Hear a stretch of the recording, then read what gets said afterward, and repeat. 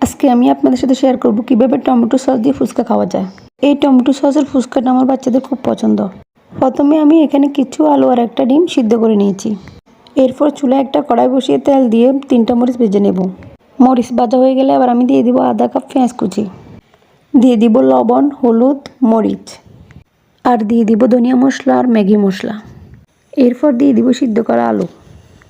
এরপর সবগুলো একসাথে নেড়ে ভেজে নেব।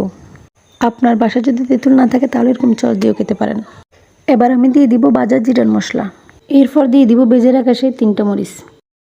আলুটা আমার ভাজা হয়ে গেছে, এবার আমি ফুচকা ভেজে নেব। এই ফুচকাগুলো আমি দোকান থেকে কিনে এনেছি।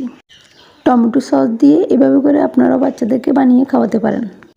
আমার সবগুলো ফুচকা ভাজা হয়ে গেছে। এবার আমি ফুচকার ভিতরে ভেজে রাখা আলুটা দিয়ে দেব। এভাবে করে সবগুলো ফুচকা আলু দিয়ে দিব। কিছু ফুচকা ভেঙে আলুর উপর দিয়ে